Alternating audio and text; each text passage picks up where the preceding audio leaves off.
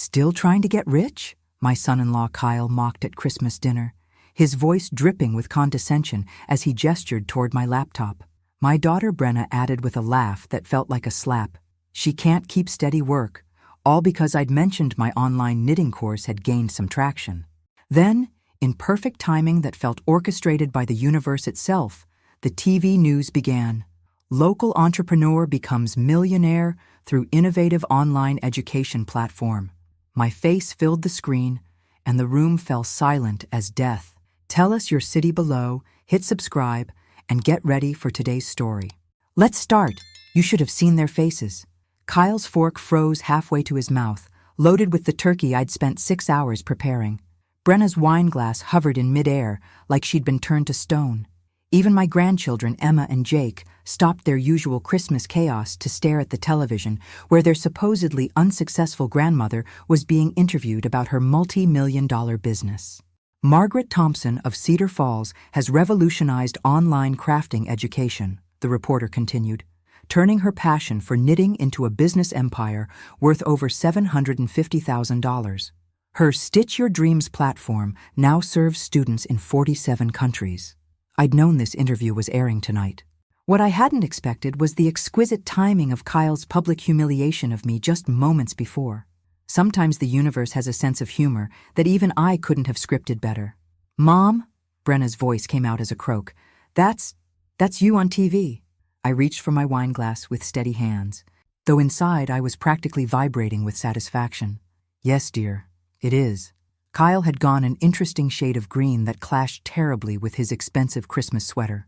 The same sweater I'd noticed still had the price tag artfully tucked inside the collar. $500. I wondered if they'd put it on a credit card they couldn't afford, just like everything else in their perfect suburban life. "But you never said anything," Kyle stammered, his earlier confidence evaporating like steam from the forgotten gravy boat. "You never asked," I replied, taking a delicate sip of wine. "In fact, if I recall correctly, your exact words last Thanksgiving were that my little hobby was cute, but I should focus on finding real work." The reporter's voice continued from the television. Thompson's success story began during the pandemic when she lost her teaching job after 30 years. Rather than despair, she saw opportunity. "Lost my job." They made it sound so simple. What actually happened was that budget cuts forced early retirement on anyone over 50. And suddenly, I found myself staring at a future of substitute teaching and food stamps. But I hadn't shared those fears with my family. Why burden them with an old woman's problems? The platform started with just 12 students, the TV continued. Now it boasts over 50,000 active learners and has generated partnerships with major craft retailers worldwide. 50,000 students. I let that number hang in the air while Kyle struggled to process this new reality. This was the same man who'd suggested just last month that I might want to consider moving to a senior community because maintaining a house was probably too much for someone my age. "Mrs. Thompson," the reporter had asked during filming, "what advice do you have for other entrepreneurs starting later in life?" I remembered my answer clearly. Don't let anyone convince you that your best years are behind you, and never, ever let family members treat you like you're already dead just because you've hit 50. Brenna set down her wine glass with shaking hands. "Mom, why didn't you tell us?" "We're your family." "Are you?" I wanted to ask. Because family members don't usually spend dinner parties competing to see who can deliver the most cutting remarks about your failures. But I maintained my composure. "Well, you seemed so certain it would never amount to anything," I said pleasantly. "I didn't want to get your hopes up." The interview concluded with footage of my home office, the same room where Kyle had sarcastically suggested I install a ramp for when the arthritis gets worse. The camera panned over my awards, my computer setup, the wall of thank you letters from students around the world. "This Christmas certainly took an unexpected turn," I observed, cutting myself another slice of pie. "Anyone else want dessert?" The silence that followed my casual dessert offer stretched like taffy. You could practically hear the gears grinding in Kyle's head as he tried to recalculate every interaction we'd had over the past 3 years. Meanwhile, Brenna kept glancing between me and the television as if she expected one of us to disappear like a mirage. "Grandma," Emma piped up with the brutal honesty only 7-year-olds possess, "Daddy said you were poor and couldn't afford nice things. But millionaires aren't poor, right? From the mouths of babes. Kyle's face flushed deep red, and I had to bite my lip to keep from smiling. Children have this wonderful way of exposing adult hypocrisy without even trying. No, sweetheart, I said gently. Millionaires are not poor. Would you like some ice cream with your pie? Yes, please, the expensive kind. Even Jake, at 5, seemed to understand that something significant had shifted in the family dynamic. He kept staring at me like I'd suddenly grown wings, which honestly wasn't far from how I felt. Kyle cleared his throat, apparently deciding to attempt damage control. Maggie, this is incredible news, really incredible. Why don't we talk about how we can help you manage all of this? There it was. Less than 10 minutes after learning about my success, and he was already positioning himself as my financial advisor. The audacity was almost impressive. Manage what exactly? I asked, spooning ice cream into Emma's bowl with deliberate precision. Well, investments, tax planning, making sure you don't get taken advantage of by unscrupulous people. Unscrupulous people. Like him, perhaps? I'd noticed his eyes had lit up when the reporter mentioned $750,000. I could practically see him calculating his share of my theoretical inheritance, probably already planning the kitchen renovation they'd been talking about for months. I appreciate the concern, I said, but I have excellent financial advisors already. Have had them for 2 years now. 2 years. Let them chew on that.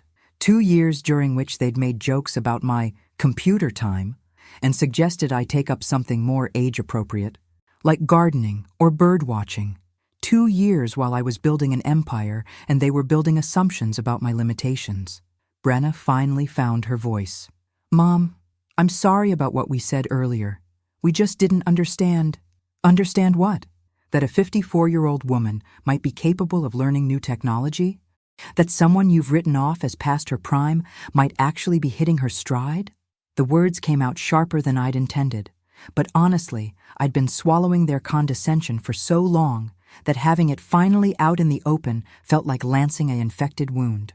We never wrote you off, Kyle protested, but his heart wasn't in it. He knew exactly what he'd done. Really? Last month you suggested I get tested for early onset dementia because I forgot to return your call within 6 hours. 6 hours, Kyle. He had the grace to look uncomfortable. I was just concerned. You were concerned about my mental capacity. But somehow it never occurred to you to be concerned about my financial capacity. Interesting priorities. Emma, bless her heart, was listening to this exchange with fascination while methodically eating her ice cream. Children are natural observers of adult drama, filing away every contradiction for future reference. What does millionaire mean? Jake asked suddenly. It means Grandma has lots and lots of money, Emma explained with authority. More than Daddy. Much more than Daddy, if the whispered phone calls I'd overheard about credit card debt were any indication. But I wasn't quite ready to drop that particular bomb. Not yet. Money isn't everything, Brenna said quickly, shooting a warning glance at Emma. No, I agreed, but respect is. And it's remarkable how much easier respect becomes when people can't dismiss you as financially irrelevant. The adult conversation was clearly making Kyle uncomfortable. He kept fidgeting with his phone, probably calculating how to spin this development to his advantage. I'd seen that calculating look before, usually right before he suggested ways I could be more helpful to their household. Maybe we should talk about this privately, he suggested, glancing meaningfully at the children. Why? Are you planning to say something you wouldn't want them to hear? The question hung in the air like smoke. Because that was exactly what he'd been planning, wasn't it? Some private conversation about how we were all family and families shared their good fortune. How my success was really everyone's success. How surely I'd want to help my daughter and her family achieve their dreams. I stood up and began clearing the dessert plates, noting with satisfaction that Kyle had barely touched his pie. Stress eating, apparently, was only for the poor. You know what the best part of this whole evening has been? I asked, conversationally, while stacking dishes. Watching you both realize that you've been talking down to someone you should have been taking seriously all along. That's when I knew this was just the beginning. 3 days after Christmas, my phone started ringing, and ringing, and ringing. The first call came from Brenna at 8:30 in the morning, just as I was settling into my morning routine of coffee and email responses from students in different time zones. Nothing quite like starting your day with gratitude messages from a grandmother in Australia who'd just finished her first sweater. "Mom, I've been thinking," Brenna began without preamble, "about Christmas dinner and how we reacted to your news." I'd been expecting this call. They'd had 72 hours to digest the reality of my financial independence, which was apparently just enough time to craft a strategic response. "Have you now?" I said, opening an email from my accountant about quarterly tax payments. Being wealthy, it turns out, involves a surprising amount of paperwork. We handled it badly. Kyle feels terrible about his comments, and I realize I've been treating you like you're helpless instead of recognizing how capable you are. The words sounded rehearsed, like she'd practiced them in front of a mirror. Probably had, knowing Brenna. She'd always been my theatrical child, the one who could summon tears on command when she wanted something. I hummed non-committally while reviewing my business calendar. I had a video conference with my web developer at 10, and a potential partnership meeting with a European craft supplier after lunch. Busy day in the helpless senior citizen business. "So we were wondering if you'd like to come to dinner this weekend. Just us, family time." Kyle's making his famous lasagna. Famous lasagna. The same recipe he'd stolen from my kitchen after I made it for them last year, then claimed credit for perfecting it. The irony wasn't lost on me that he was now offering to cook my own recipe as a peace offering. "That's very thoughtful," I said, "but I'm actually busy this weekend." "Busy?" The surprise in her voice was almost insulting. What could possibly keep a 54-year-old grandmother busy on a weekend? "I'm flying to New York for a business meeting. Potential investors for my next platform expansion." Silence. Then, "You're flying to New York? For business?" "Yes, dear. People with businesses often travel for meetings. It's quite common." I could practically hear her recalibrating again. In her mind, I'd gone from unemployed burden to mysterious business mogul in the span of one holiday dinner. The whiplash must have been exhausting. "Well, what about the following weekend? I'll check my calendar and let you know." After hanging up, I allowed myself a small smile. The truth was, I was busy this weekend, but not with business travel. I was having lunch with my neighbor Dorothy to celebrate her granddaughter's college acceptance, then spending Saturday evening at a wine tasting with my book club. Simple pleasures that I'd been free to enjoy ever since I stopped organizing my life around other people's convenience. The second call came from Kyle at noon, just as I was finishing my video conference about adding live virtual workshops to my platform. He'd clearly drawn the short straw for the next attempt. "Maggie, hey, it's Kyle," as if I didn't have caller ID. "Listen, I wanted to call and apologize personally for Christmas. That was really out of line." Yes, it was. I wasn't going to make this easy for him. Let him work for his rehabilitation. The man had spent 3 years treating me like a charity case, and now he wanted absolution because he'd discovered I wasn't actually pitiable? "I guess I just didn't realize how successful your business had become. You're so modest about your achievements." Modest. That was a generous interpretation of my silence about my income while they made jokes about my financial irrelevance. I wasn't being modest, Kyle. I was protecting myself. Protecting yourself? From what? From this exact conversation, I wanted to say. From the moment when your love becomes contingent on my usefulness.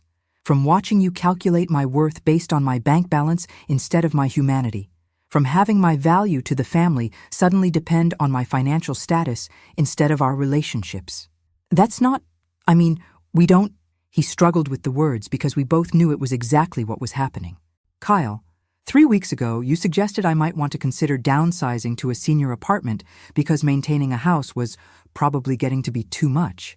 Yesterday you texted asking if I'd looked into investment opportunities lately. What changed?" His voice trailed off. "What changed?" "Kyle, is that you now see dollar signs when you look at me, and that tells me everything I need to know about what I meant to you before. That's not fair, isn't it? When's the last time you called me just to chat? When's the last time you asked about my interests without rolling your eyes? When's the last time you treated me like a person instead of an obligation?" He couldn't answer, because we both knew the answer was never. "Look," he said finally, "maybe we got off on the wrong foot over the years, but we're family. Family supports each other." There it was, the magic word. Support, which in Kyle speak meant subsidize our lifestyle while pretending it's about love. You're absolutely right about family supporting each other, I said sweetly.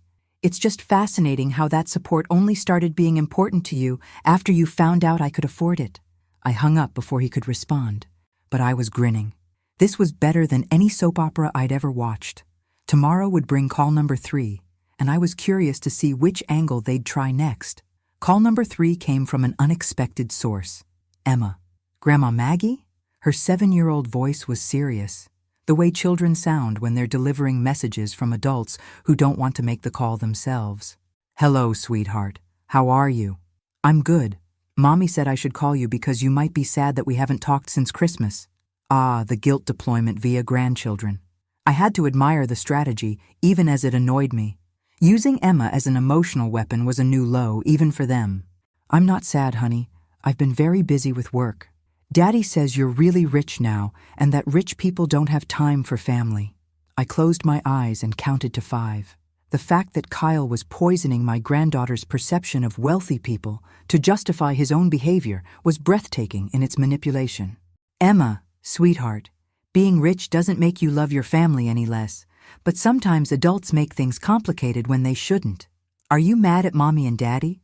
Out of the mouths of babes again. How do you explain to a 7-year-old that you're not mad so much as deeply disappointed that the people who claim to love you have spent years treating you like a burden, then suddenly became very interested in your company once they discovered you could afford nice things? I'm not mad, sweetie, but I am sad that it took them this long to realize I'm not just someone who needs taking care of. I never thought you needed taking care of. You make the best cookies and you know how to fix my tablet when Daddy can't. Smart girl.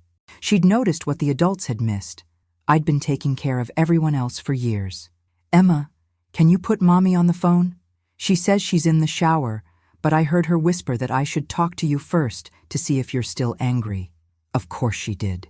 Because heaven forbid Brenna actually face an uncomfortable conversation head-on when she could use her daughter as a scout first. Tell Mommy I said that using you to test my mood isn't fair to you, and if she wants to talk to me, she should call herself like a grown-up. What does that mean? It means you shouldn't have to worry about whether adults are angry with each other. That's not your job. After I hung up with Emma, I sat in my office staring at my computer screen. The business was thriving beyond my wildest dreams. I had students sending me thank you notes from around the world. I had partnerships forming with major craft companies. I had respect in my industry and financial freedom I'd never imagined possible. So why did I feel so empty when it came to my family? The answer, I realized, was that I'd been grieving a relationship that had probably never existed the way I thought it did. I'd believed Brenna and Kyle loved me for who I was, but their recent behavior suggested they'd been tolerating me out of obligation. The money hadn't changed me. It had revealed who they'd been all along. My phone buzzed with a text from Brenna. Emma said you were upset about her calling. That wasn't my idea. Kyle thought it might be nice for you to hear from the kids. Even the apology was a deflection. Kyle's idea, not hers. Never any accountability for their own choices. I typed back, using children as messengers in adult conflicts is inappropriate regardless of whose idea it was. Her response came quickly. We're trying to rebuild our relationship here. Can't you meet us halfway? Halfway. As if the past 3 years of condescension and dismissal could be split down the middle like a dinner check. As if my hurt feelings were equally responsible for their disrespectful behavior. I started typing several responses and deleted them all. What was the point? They wanted access to my money, not insight into my feelings.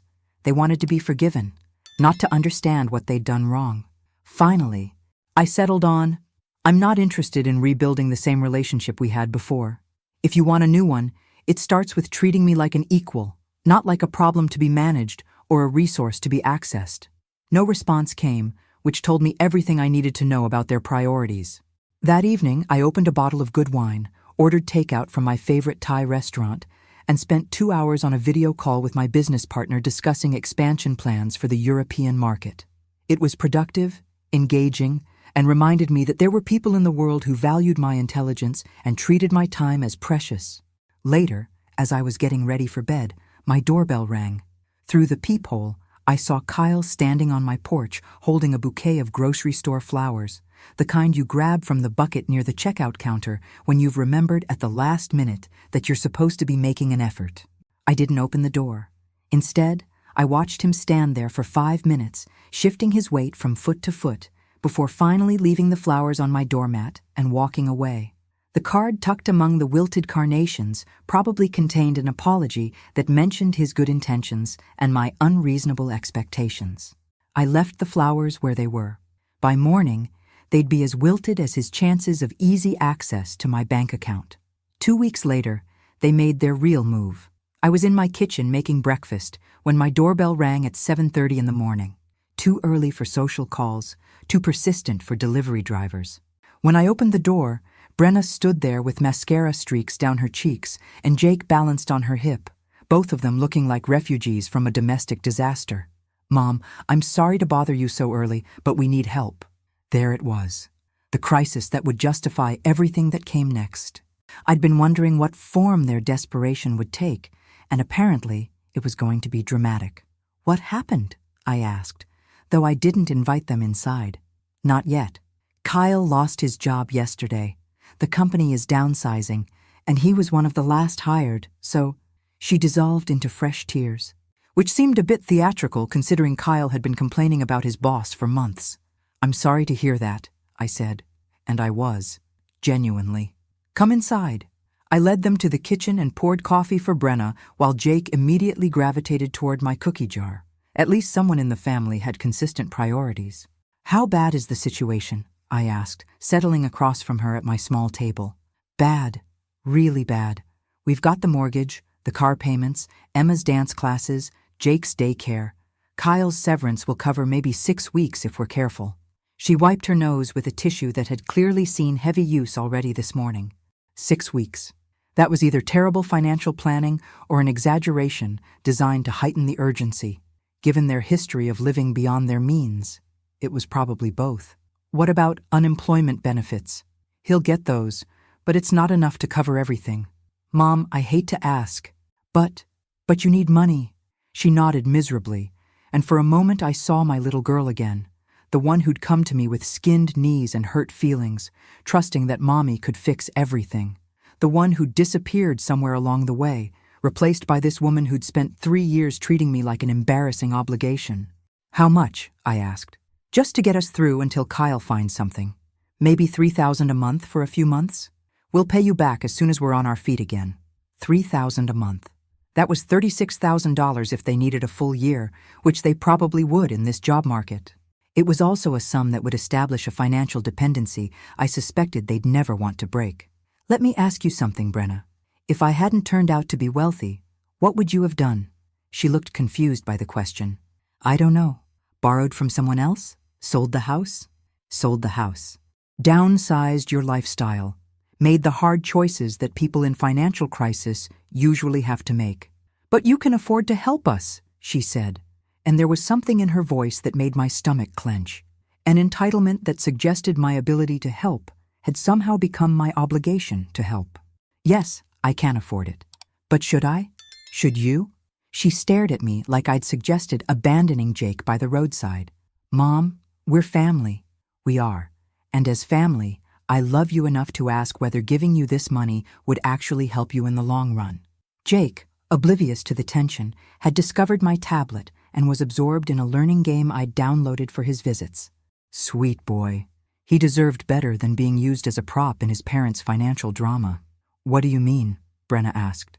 "I mean that every time you and Kyle have gotten in over your heads financially, someone has bailed you out. Your father, when you bought too much house. His parents, when the business venture failed.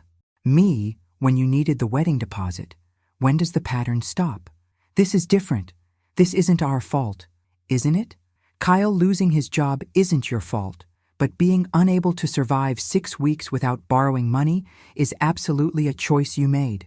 You chose to have no emergency fund. You chose to maintain a lifestyle you couldn't afford on one income." She was crying again, but this time it felt more genuine. Less performance, more actual distress. "So you're saying no? You're going to let us lose our house?" "I'm saying I'll help you, but not the way you're asking."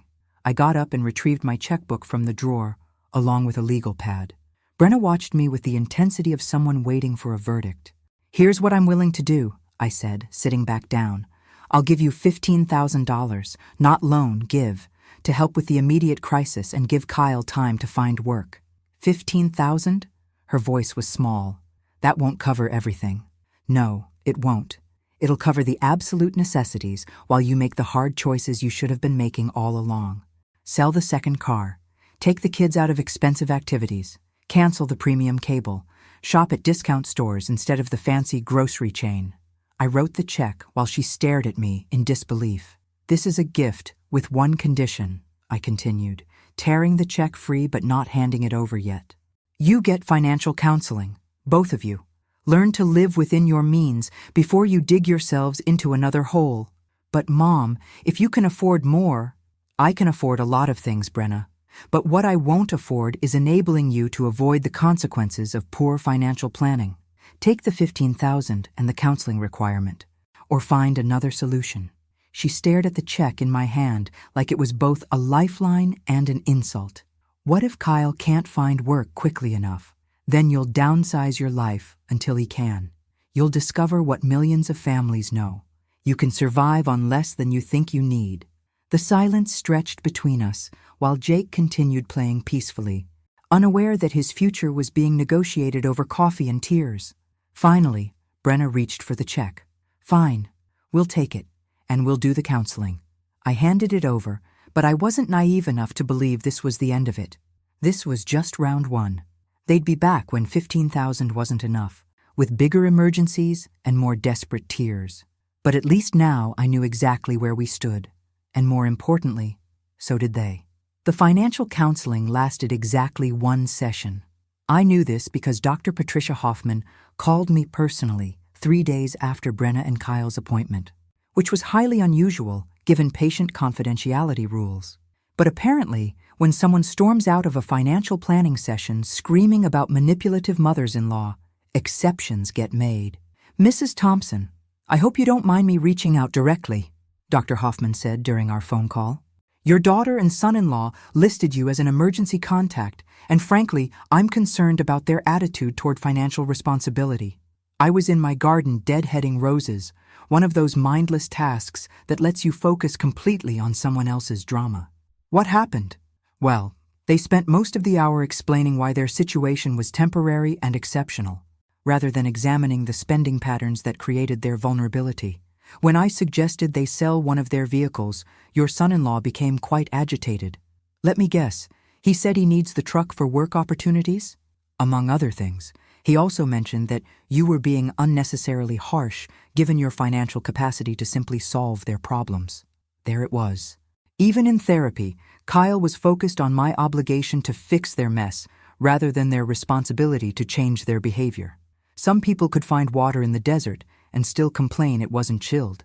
"Dr. Hoffman, did they discuss any concrete steps they were willing to take? Your daughter seemed more open to changes, but your son-in-law dominated the conversation. He kept returning to the theme that family members should support each other unconditionally.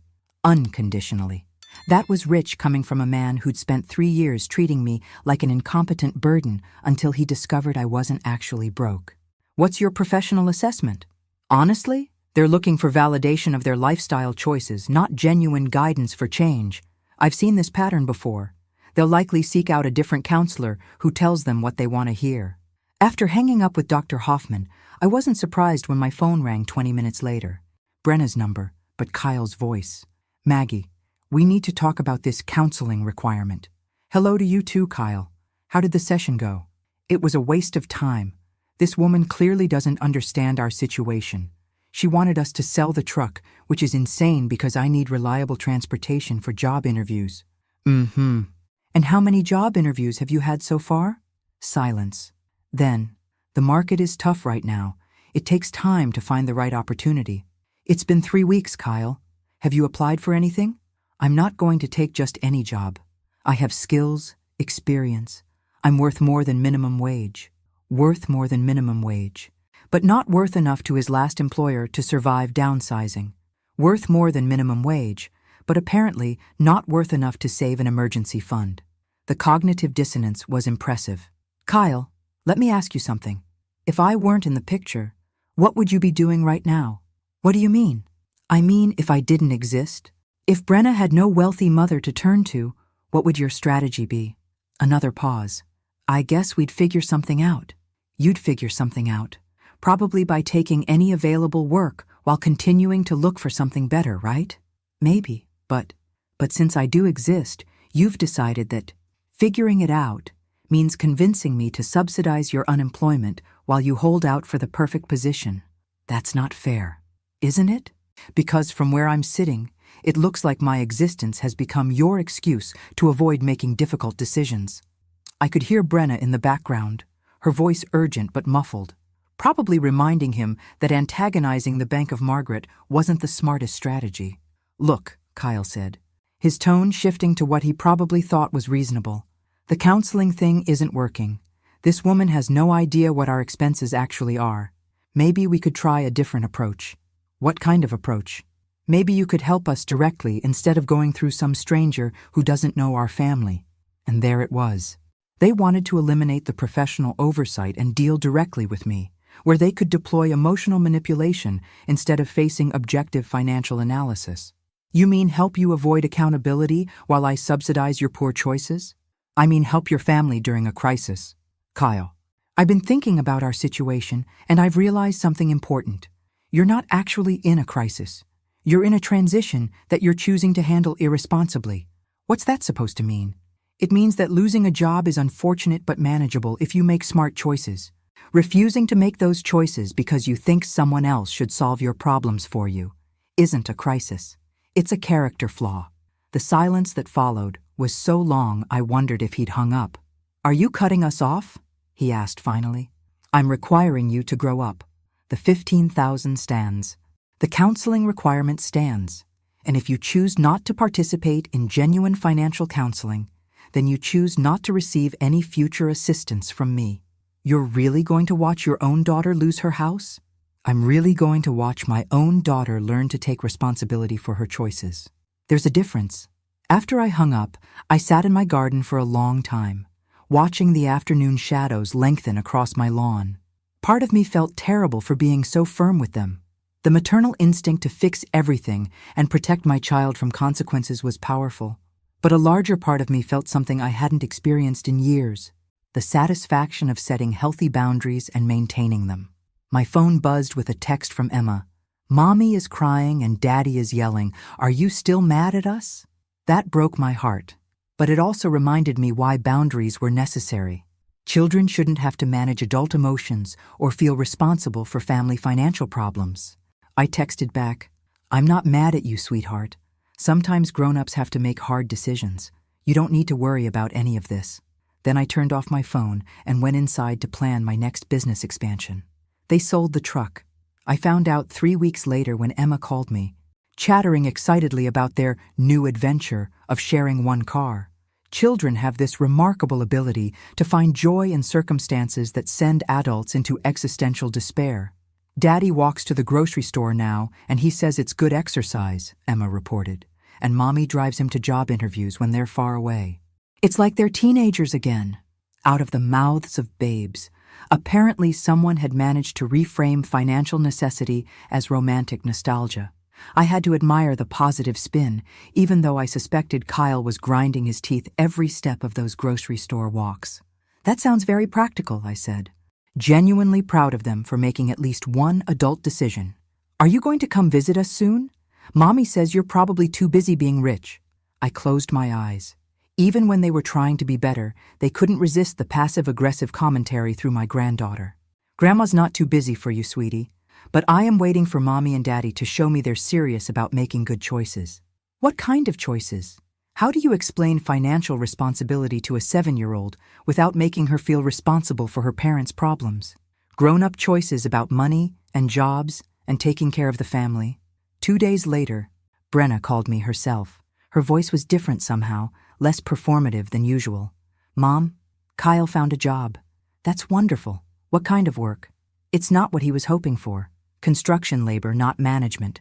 But it's 40 hours a week with benefits, and he starts Monday. I detected something in her tone that suggested this hadn't been Kyle's first choice or an easy decision for his ego. How does he feel about it? He's adjusting. The pay is less than his last job, but it's honest work, and we can make it work if we're careful. If we're careful. That phrase suggested they'd finally started looking at their actual expenses versus their actual income, which was more progress than I'd expected. I'm proud of you both, I said, and meant it. Are you? Really? There was something vulnerable in her voice, like my approval still mattered to her. Yes, it takes courage to accept reality and work with it instead of fighting it. Kyle wants to apologize to you. He realizes he's been difficult. That was a diplomatic way to describe his behavior, but I appreciated that they were attempting accountability. I'd be happy to hear from him when he's ready. There's something else, Mom. We've been talking, really talking, about how we've treated you over the years. Before we knew about your business success, I set down my coffee cup and gave her my full attention. This sounded like it might be heading somewhere genuine.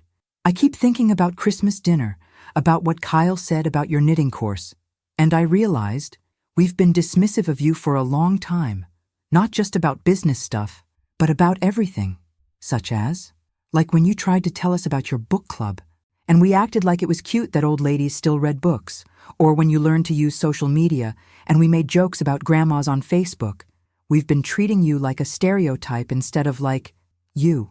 This was more self-awareness than I'd heard from Brenna in years. But I'd learned to be cautious about apparent breakthroughs that might just be strategy sessions disguised as growth. Why do you think that happened? Honestly, I think it was easier.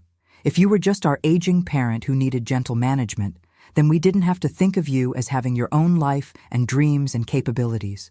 We could focus on our own problems without feeling bad about neglecting you. That was surprisingly insightful and painful, but in the way that truth often is. Thank you for telling me that, I said quietly. I want to do better, Mom. We both do. But I don't know how to undo 3 years of being thoughtless. You start by stopping. You don't need to undo the past. Just stop repeating it going forward. We talked for another hour, and for the first time in years, it felt like a real conversation between two adults who respected each other. She told me about Kyle's wounded pride over taking manual labor work, and how she'd had to remind him that providing for his family was more important than protecting his image. She told me about the kids asking why they couldn't afford pizza anymore, and how she'd explained that sometimes families have to make sacrifices to stay together. By the end of the call, I felt something I hadn't experienced with my daughter in a long time. Hope. That evening, Kyle called. Maggie, I owe you an apology. His voice was subdued, none of the aggressive defensiveness that had characterized our recent conversations. I'm listening. I've been thinking about what you said, about me using your existence as an excuse to avoid difficult decisions. You were right. I was so focused on the fact that you could solve our problems that I stopped trying to solve them myself. That takes courage to admit. It takes desperation. We came close to losing everything because I was too proud to take the help that was actually available while waiting for the help I wanted you to provide. How do you feel about the new job? Like my back is going to kill me for the first month, he said with something that sounded like genuine humor. But also like maybe I forgot what it felt like to earn something instead of just expecting it. We talked for 20 minutes, and while I wasn't ready to forget 3 years of condescension, I was willing to acknowledge that people could change when consequences finally caught up with their choices.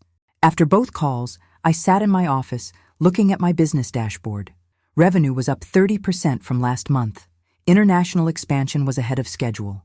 I had partnership requests from companies I dreamed of working with just 2 years ago. But somehow, hearing genuine accountability from my family felt like a bigger victory than any business milestone. Still, I wasn't naive enough to think this was over. Real change takes time, and people backslide when tested. I would celebrate this progress while remaining realistic about human nature. After all, I hadn't gotten wealthy by being overly trusting. 6 months later, my carefully maintained boundaries were tested in a way I never could have anticipated. I was in my office responding to emails from students when my phone rang. The caller ID showed Brenna's number, but the voice that answered was Kyle's, and he was barely coherent. Maggie, you need to come to the hospital. Right now. My blood ran cold. What happened? Are the kids okay? The kids are fine. It's Brenna. There was an accident at her work, some kind of chemical exposure in the lab where she does billing. They rushed her to Metropolitan General. I was already grabbing my keys. How bad? Bad. They won't tell me much because I'm not technically next of kin, just her husband. But she's unconscious, and they're running tests to figure out what she was exposed to. Brenna worked for a pharmaceutical company, handling insurance claims in a building that housed both administrative offices and research facilities. The irony that she might be hurt at the job she'd taken to help stabilize their finances wasn't lost on me. 20 minutes later, I was in the hospital waiting room with Kyle, Emma, and Jake.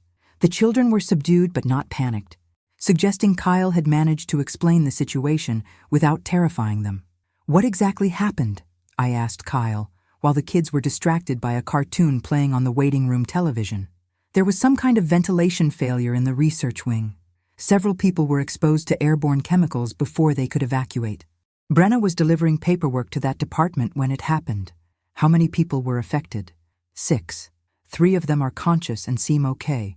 2 others are in serious condition. Brenna, his voice broke. Brenna isn't responding yet. I put aside every resentment and frustration from the past year and focused on what mattered. My daughter was hurt, and my family needed me. Have you talked to her supervisor? The company should have detailed information about exactly what chemicals were involved. They're being cagey. Lots of talk about ongoing investigations and liability concerns. I think they're more worried about lawsuits than helping the victims. That sounded like corporate damage control, which was infuriating when my daughter's life might be at stake. Kyle, I need you to listen carefully. Don't sign anything the company gives you without reading it first. Don't agree to any settlements or liability waivers, and document everything. I don't understand. If Brenna was injured due to negligent safety practices, you may need to pursue legal action to cover her medical costs and lost income. These companies will try to minimize their exposure by getting victims to waive their rights before they understand the full scope of their injuries. Kyle stared at me like I'd started speaking a foreign language. You want me to sue her employer? I want you to protect your family's interests. Right now, you don't know if Brenna will have long-term health effects or how much her treatment will cost. Don't give away your legal options before you understand what you might need them for. A doctor appeared in the doorway, looking for Kyle. We followed him to a small consultation room where he could speak privately. Mrs. Hartley is stable but still unconscious, Dr. Garrison explained. The chemical exposure caused severe respiratory irritation and possible neurological effects. We're monitoring her closely, but it's too early to determine if there will be lasting damage. What kind of neurological effects? I asked. Potentially issues with memory, coordination, concentration. The chemicals involved are known to cause problems with cognitive function, but the extent depends on the level and duration of exposure. Kyle went very pale. Is she going to wake up? We expect her to regain consciousness within the next day or 2. But her recovery process could be lengthy, and she may need extensive rehabilitation. After the doctor left, Kyle sat in stunned silence while I processed the implications. If Brenna couldn't work for months, if she needed ongoing medical care, if she had permanent disability, their fragile financial stability would collapse overnight. Kyle, I said gently, I know this is overwhelming, but I need you to make some calls. What kind of calls? First, call your insurance company to understand exactly what's covered. Second, document everything about today. Times, what the doctor said, what the company has told you. Third, start researching lawyers who specialize in workplace injury cases. I can't think about lawsuits right now. You can't afford not to think about them. If Brenna can't work for 6 months, how will you manage financially? The question hit him like cold water. He'd been so focused on the immediate crisis that he hadn't considered the long-term implications. I don't know, he whispered. That's why you need legal protection. The company will offer you a settlement designed to make this go away cheaply. Don't take their first offer. Don't take their 10th offer until you know the full scope of what you're dealing with. What if I can't afford a lawyer? Most personal injury lawyers work on contingency. They only get paid if you win. I paused, watching him struggle to process everything. Kyle, I'll help with immediate expenses so you can focus on Brenna's recovery. But the long-term financial security has to come from holding the responsible parties accountable. You'd help us? Even after everything? You're my family. When there's a real crisis, family shows up. That night, I drove Emma and Jake to my house so Kyle could stay at the hospital. As I tucked them into the guest room beds, Emma asked the question I'd been dreading. Grandma Maggie, is Mommy going to die? No, sweetheart. Mommy is sick, but the doctors are taking very good care of her. She's going to get better, but it might take some time. Are you going to help us? I smoothed her hair and thought about all the boundaries I'd established, all the tough love I'd delivered, all the lessons about consequences and responsibility. None of that mattered now. This wasn't about enabling poor choices or subsidizing irresponsible behavior. This was about protecting my family when they were genuinely vulnerable through no fault of their own. Yes, honey, Grandma's going to help. The lawsuit changed everything. Brenna woke up 2 days later with memory gaps and persistent headaches that the doctors said might be permanent. She couldn't remember the last 3 hours before the accident, struggled to follow complex conversations, and tired so easily that working was impossible. But the company's response to our legal inquiries revealed something that made Kyle's jaw drop and my business instincts start humming. They knew, the lawyer, Janet Morrison, explained during our first meeting 2 weeks after the accident. The ventilation system had been flagged for maintenance 6 months ago, but they delayed repairs to avoid shutting down the research wing during a critical project phase. They chose productivity over safety? Kyle asked. Not just chose. There are emails from the facilities manager explicitly recommending the delay, despite knowing the risks to personnel in adjacent areas. I leaned forward in my chair. What kind of risks did they know about? The exact type of exposure your daughter experienced. This wasn't an accident. It was a foreseeable consequence of a conscious decision to prioritize profits over worker safety. Kyle was staring at Janet like she'd announced aliens had landed. So this was preventable? Completely preventable with proper maintenance. And here's the interesting part. Your daughter wasn't the only one to suffer long-term effects. 2 other employees have similar symptoms, and there's evidence the company has been pressuring them to accept inadequate settlements to avoid publicity. How inadequate? I asked. $20,000 each for what could be permanent disability, affecting their ability to earn a living for the rest of their lives. $20,000. These people had been permanently injured through corporate negligence, and the company was offering them barely enough to cover a year's worth of medical expenses. What should we be looking at for fair compensation? Kyle asked. Janet consulted her notes. Given Brenna's age, earning potential, and the severity of her cognitive symptoms, we're looking at somewhere between $800,000 and $1.2 million, possibly more if her condition doesn't improve. Kyle went so pale I thought he might faint. That much money? That's what it costs to replace 40 years of lost earnings, plus medical care, plus pain and suffering, plus punitive damages for corporate negligence. I was doing rapid calculations in my head. If this case was as strong as Janet suggested, and if there were multiple victims with similar claims, the company was looking at a massive liability that they'd want to settle quickly and quietly. Janet, what if we coordinated with the other victims? Presented a unified case instead of letting them pick us off individually? That's exactly what I was thinking. Together, you have much more leverage than separately, but it means potentially years of litigation instead of a quick settlement. Years? Kyle looked panicked. Or, Janet continued, it means the company offers a substantial settlement to make this go away before it becomes a public relations disaster. I turned to Kyle. What's Brenna's opinion? She gets confused when we try to explain the legal stuff, the cognitive effects. It's hard for her to focus on complex information for very long. My heart broke for her, but it also clarified my role in this situation. If my daughter couldn't advocate for herself, then I would advocate for her. Janet, what do you need from us to move forward with the coordinated approach? Patience, mostly, and financial resources to cover expenses while we build the case. Kyle looked at me meaningfully, but I was already nodding. Whatever it takes. 6 months later, we were in settlement negotiations. The company had tried everything, denying negligence, claiming the employees were partially responsible for their own injuries, arguing that the cognitive effects were pre-existing conditions. None of it worked because Janet Morrison was ruthless and the evidence was overwhelming. But the real turning point came when a former employee contacted Janet with something that changed the entire scope of the case. This isn't the first time, the woman Dr. Sarah Chen explained during a conference call.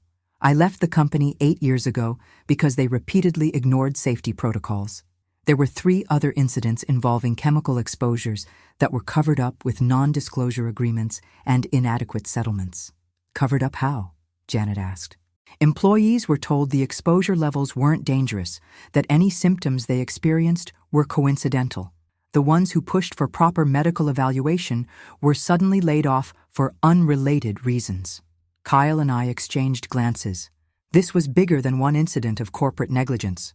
This was a pattern of systematically endangering workers and covering up the consequences. Do you have documentation? Janet asked. I kept everything. Safety reports, email chains, medical records. I always suspected someone would eventually need proof of what was happening there.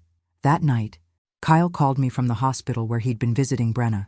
Maggie, I need to tell you something, and I don't know how you're going to react. I'm listening. Before all this happened, before Brenna's accident, I thought you were being cruel, withholding help when you could afford to give it, forcing us to struggle when struggle wasn't necessary. I waited for him to continue. But watching how you've handled this situation, seeing how you immediately stepped up when we faced something we genuinely couldn't control, I realize I completely misunderstood what you were trying to teach us. What do you think I was trying to teach you? That there's a difference between helping and enabling. That real help prepares people to handle challenges, not shields them from ever having to face challenges. It was the most perceptive thing I'd heard Kyle say in the 3 years I'd known him. And, I prompted, and if you'd just given us money every time we asked for it, we never would have learned to be resourceful or resilient. When this real crisis hit, we would have been completely helpless instead of just partially helpless. I smiled, even though he couldn't see it through the phone. Kyle, you've learned something that some people never figure out. The difference between a crisis and an inconvenience. Brenna losing her job because she made poor choices would have been an inconvenience we tried to turn into your emergency, he said quietly. Brenna being injured through corporate negligence is an actual crisis that requires real help. Exactly. I owe you an apology, Maggie. Not just for this year, but for every year since I married your daughter. I've been so focused on what you could do for us that I never appreciated what you were trying to teach us. After we hung up, I sat in my garden with a glass of wine, thinking about the settlement negotiations scheduled for next week. Janet was confident we could get close to $2 million, which would secure Brenna's future and send a message to other companies that worker safety wasn't optional. But more than the money, I was proud that Kyle finally understood the difference between support and dependency, between love and enabling. Some lessons can only be learned through experience. The settlement check arrived on a Tuesday morning in March, 18 months after Brenna's accident. $2.4 million, split between medical expenses, lost wages, pain and suffering, and punitive damages designed to make sure the company never again chose profits over worker safety. But that's not the real story. The real story began 3 days later when Kyle called me with an unexpected confession. Maggie, there's something I need to tell you about the original $15,000 you gave us. I was in my office, reviewing quarterly business reports that showed my knitting empire had expanded to 12 countries. Success had become routine enough that Kyle's serious tone immediately caught my attention. What about it? We never spent it. I set down my coffee cup. What do you mean you never spent it? I mean, it's been sitting in our savings account for over a year, untouched. Kyle, that doesn't make sense. You said you needed it for mortgage payments and basic expenses. We did need it. But the day after you gave it to us, something you said kept bothering me. You asked what we would have done if you didn't exist, and I realized we'd never actually tried to find out. I was completely confused. So what did you do? We pretended the money didn't exist. We figured out how to live on just my construction wages. We sold stuff, cut expenses, took the kids out of expensive activities, learned to shop at discount stores. But why keep the money if you weren't going to use it? Because having it there made us feel safe enough to make the hard changes. Knowing we had a safety net made it possible to walk the tightrope. I was quiet for a long moment, processing this information. So when Brenna had her accident, we still had your $15,000 plus almost a year's worth of savings from living below our means. We weren't financially devastated by her inability to work because we'd finally learned to live on less than we made. This was not at all what I'd expected to hear. Kyle, are you telling me you've been financially stable this entire time while I thought you were struggling? We were struggling at first, but we got our act together faster than either of us thought possible once we stopped looking for someone else to solve our problems. I thought about all the conversations we'd had over the past year, all the times I'd offered additional help that they'd politely declined, all the assumptions I'd made about their situation. Why didn't you tell me sooner? Because we wanted to prove we could handle a real crisis before we admitted we'd figured out how to handle normal life. Brenna's accident was our test, and we passed. And now? Now we want to give you back your $15,000 plus interest. I started laughing. I couldn't help it. Kyle, you don't owe me interest on a gift. Maybe not, but we owe you an explanation of what that gift actually bought us. Which was what? Time to grow up. Space to fail without catastrophic consequences. And proof that we were more capable than we'd given ourselves credit for. Keep the money, I said. Put it toward the kids' college funds. Are you sure? I'm sure. But Kyle, I'm curious about something. What changed your mind about accepting help versus learning independence? There was a long pause. You want the honest answer? Always. It was watching you build your business, seeing how you transformed yourself from someone we thought needed our protection into someone who clearly didn't need anyone's protection. It made me realize that accepting limitation was a choice, not an inevitability. I felt tears prick my eyes. That might be the nicest compliment anyone's ever given me. It's the truth. You didn't just refuse to be diminished by our assumptions about your capabilities. You used our doubt as motivation to prove us wrong. And you decided to do the same thing with your financial situation? Exactly. Instead of accepting that we'd always need bailouts, we decided to prove we could stand on our own. That evening, I drove to their house for the first family dinner we'd shared since the previous Christmas. The difference was remarkable. Kyle looked genuinely confident instead of defensively aggressive. Brenna, despite her ongoing recovery from the chemical exposure, seemed more relaxed than I'd seen her in years. The children were their usual chaotic selves, but the undercurrent of adult stress that had always permeated their household was gone. "Mom," Brenna said as we finished dinner, "I need to apologize for something." "What's that?" "Sweetheart? All those years we treated you like you were declining, like you needed our management and protection. I think we were actually describing ourselves." "How do you mean?" "We were the ones who were failing to thrive. We were the ones who needed help with basic life skills. But it was easier to project that onto you than admit our own incompetence." Kyle nodded. "We made you the problem so we didn't have to acknowledge that we were the problem." "And now?" I asked. "Now we're not problems anymore. We're just people figuring out how to live well." As I drove home that night, I reflected on the strange journey our family had taken.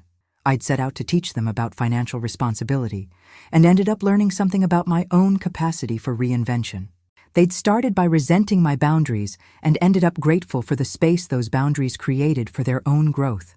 But the real revelation had nothing to do with money or business success or even family dynamics.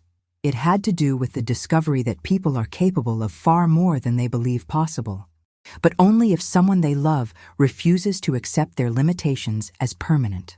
Sometimes, the greatest gift you can give someone is the refusal to rescue them from the consequences of their choices. And sometimes, the greatest gift you can give yourself is the courage to become someone worth refusing to rescue. 6 months later, Kyle started his own construction business. Brenna, working within the limitations of her injury, became a part-time consultant for workplace safety firms. Emma learned to knit from my online tutorials and started a small business selling friendship bracelets to her classmates. And I continued building my empire, traveling to conferences around the world, and living a life that would have been unimaginable to the woman who sat at that Christmas dinner table 2 years ago, listening to her son-in-law mock her ambitions. But the best part wasn't the business success, or the financial freedom, or even the vindication of proving my doubters wrong. The best part was having a family that finally saw me clearly, not as a burden to be managed or a resource to be exploited, but as a person worthy of respect, capable of growth, and deserving of love that didn't depend on my utility to their lives. And that, more than any amount of money, was worth everything I'd gone through to earn it. Now I'm curious, have you ever had to set difficult boundaries with family members who took you for granted? How did you find the courage to value yourself when others didn't? Share your thoughts in the comments below, and don't forget to subscribe for more stories of transformation and triumph. The truth is, it's never too late to become the person you were meant to be. Sometimes, you just have to stop letting other people convince you that your best years are behind you.